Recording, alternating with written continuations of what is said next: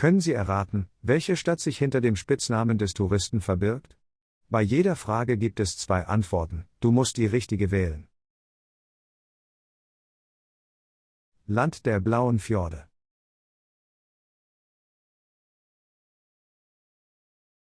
Norwegen ist eines der längsten Länder, berühmt für seine schmalen Buchten, die sogenannten Fjorde. Da Norwegen ganz im Norden Europas liegt, sind die Sehenswürdigkeiten vor allem dem Winter gewidmet. Hier befindet sich das berühmte Eishotel, das aufwendig dekoriert wurde und dem Reich der Schneekönigin so nahe wie möglich kommt. Jede Nacht erscheint das Polarlicht, das in verschiedenen Farben schimmert. Wegen des andauernden Winters und des stumpfen weißen Schnees, der stets alle Gebäude und den Boden bedeckt, streichen die Norweger ihre Häuser in leuchtenden, gesprenkelten Farben, die schon von weitem sichtbar sind. Diese niedlichen und gemütlichen Häuser, in denen man sich zudem vor der bitteren Kälte verstecken kann, sind ein wahrer Touristenmagnet. Himmlisch.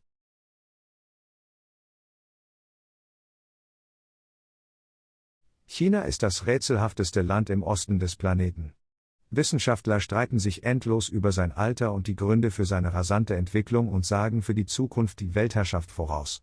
Nach dem Glauben der alten Völker, die auf dem Gebiet des heutigen China lebten, verschmolzen die Seelen ihrer Vorfahren nach dem Tod mit dem Himmel, und ihre Feinde und fremden Völker hatten überhaupt keinen Himmel über ihren Köpfen.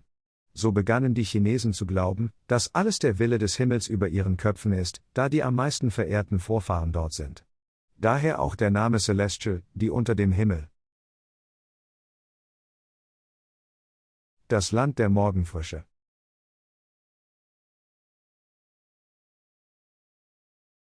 Warum nennen die Koreaner ihr Land das Land der Morgenfrische? Der Grund ist, dass es vor langer Zeit auf der koreanischen Halbinsel einen alten Staat gab, der keine Schriftsprache hatte. Es ist nicht bekannt, wie er hieß, aber die des Lesens und Schreibens kundigen chinesischen Nachbarn verwendeten eine Kombination aus 2 Schriftzeichen, Choslib. Normalerweise wurde in solchen Fällen nicht viel auf die Bedeutung der Schriftzeichen geachtet, aber in diesem Fall wurde der Name Morgenfrische aus dem Chinesischen übersetzt, was ein schöner Name ist. Europas Milchviehbetrieb.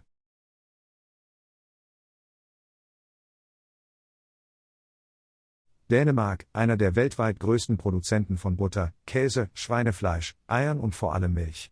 Viehzucht. Die dänischen Bauernhöfe sind zu Recht als einige der besten der Welt anerkannt, was ihre Einstellung zur Ökologie und zur Umwelt betrifft. Auch die Hightech-Ausrüstung der Betriebe und das hohe Niveau des professionellen Managements tragen zu einem guten Schutzniveau der dänischen Tiere bei. Letzteres bezieht sich nicht nur auf die Erhaltung der Gesundheit der Tiere, sondern auch auf die ethische Einstellung zu ihnen bei der Haltung.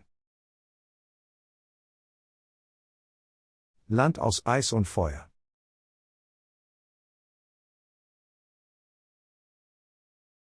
Island wird oft als Land des Eises und des Feuers bezeichnet, denn in den rauen, eisigen Ebenen gibt es viele Vulkane und Geysire. Island ist eine Nachbarschaft von Feuer und Eis. Und die beiden gegensätzlichen Elemente stehen oft in direktem Kontakt zueinander. Gletscher bedecken 11% der Insel. Und neben und direkt unter den Gletschern befinden sich Vulkane und Geysire. Auf der Insel gibt es etwa 300 geothermische Zonen. Der Geysir Strokkur gilt als der aktivste, er bricht in Abständen von 10 bis 20 Minuten bis zu 30 Metern hoch aus. Der größte Geysir Islands, Daldatung Ufa, produziert jede Sekunde 150 Liter kochendes Wasser. Ein Land, das alles hat.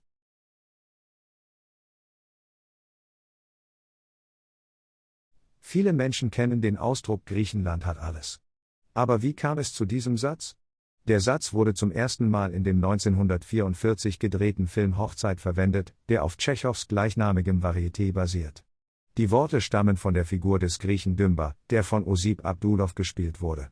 Einer der beschwipsten Gäste belästigt den Griechen, der nur aus Prestigegründen zur Hochzeit eingeladen wurde, im Laufe des Abends mit denselben Fragen über die Verfügbarkeit bestimmter Leistungen in Griechenland.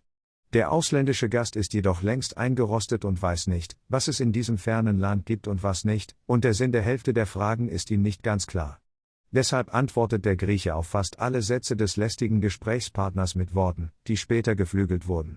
Wenn man sich näher mit der Geschichte der Entwicklung Griechenlands befasst, fällt es schwer, Tschechow nicht zuzustimmen, alles war, ist und wird in diesem Land sein.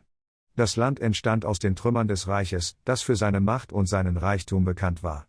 Griechenland hat von Byzanz die Schönheit und Kultiviertheit geerbt, um die es jahrhundertelang von vielen europäischen Nationen beneidet wurde. In der Antike war der Staat dank seiner vorteilhaften Lage zwischen zwei Meerengen das wichtigste Handelszentrum. Auch heute noch ist das kulturelle Erbe des Landes in seiner Vielfalt erstaunlich. Land des blauen Himmels.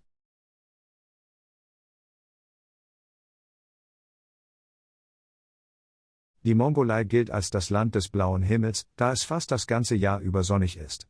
Die Mongolei liegt in der gemäßigten Klimazone und hat ein ausgeprägtes Kontinentalklima.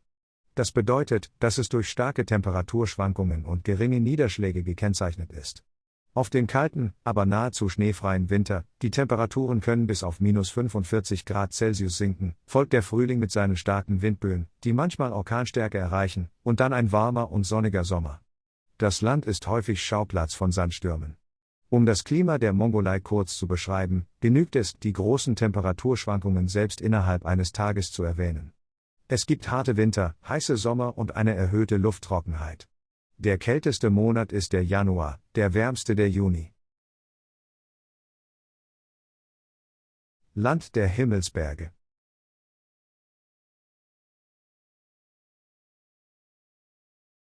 Kirgisistan, ein Land mit märchenhaften und schönen Bergen, reicher Geschichte, ungewöhnlicher Kultur und interessanten Traditionen.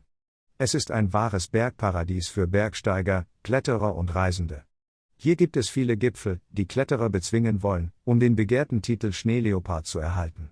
Und auch für diejenigen, die gerade erst Bergsteiger werden oder ihre Berufserfahrung verbessern wollen, gibt es einen einzigartigen Ort, Ala-Aka.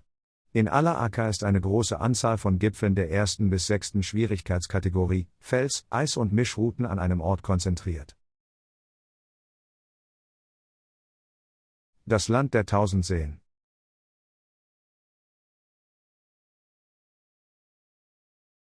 Die Menschen nennen Finnland das Land der 1000 Seen. Diesen Namen verdankt es der großen Anzahl von Gewässern, die einen ziemlich großen Teil der Landesfläche einnehmen. Es ist aber auch ein sehr poetischer Name, wenn es darum geht, Touristen anzulocken. Ungefähr 10% des Landes sind von verschiedenen Gewässern bedeckt. Es gibt viele Seen, aber auch Sümpfe und Moorgebiete. Jüngsten Schätzungen von Geographen zufolge gibt es in Finnland etwa 190.000 Seen. Das Gewässersystem des Landes ist von Höhenrücken durchzogen, was die Bildung zahlreicher Wasserfälle und Stromschnellen begünstigt. Auf diese Weise kann Finnland sein Energiepotenzial voll ausschöpfen, und diese Vielzahl von Seen zieht Touristen aus aller Welt an. Land der großen weißen Wolke.